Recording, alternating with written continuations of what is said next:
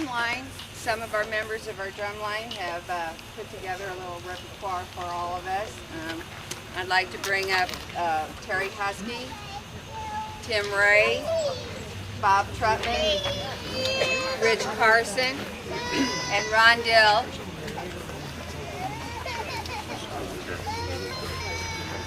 We're ready for you. Okay. We're the Crusader Alumni Concert Drum Line. We were formed last year at the reunion when I suggested to some of the drummers that it might be fun to get together and play. And if you're surprised by the number of instruments, so am I. I had envisioned we would play on practice pads and just kind of fiddle around and, for your entertainment. Rich and Bob came up last fall, and after that the emails started coming in, what kind of drums should we buy? So this has kind of exceeded my wildest expectations. And we try to decide what to call ourselves. You'll notice there's only 5 players, and we're always looking for more players. And since Bob lives in Madison County, and we're always scouting for new players, we thought we'd call ourselves the Madison Scouts. But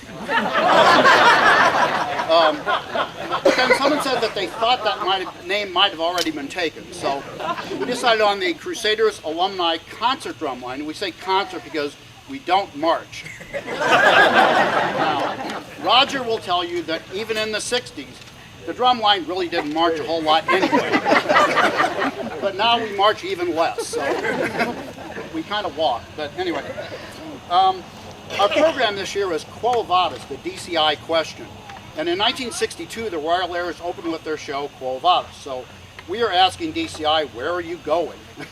Because drum corps has changed pretty radically. If you haven't seen drum corps lately, DCI has changed things in ways you may not have imagined.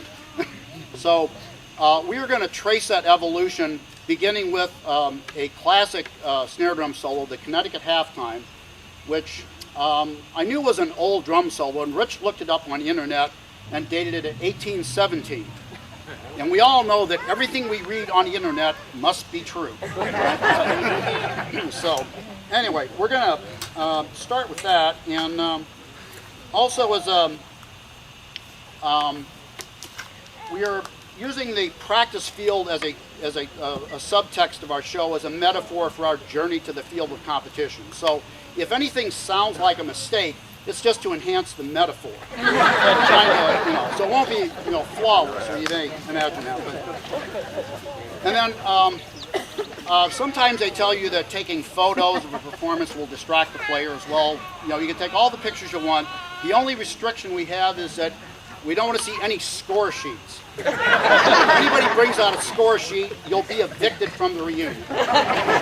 So we want to keep an eye on Goodall, everybody. So just keep an eye on him. And, So anyway, so we're going to begin with the Connecticut Halftime.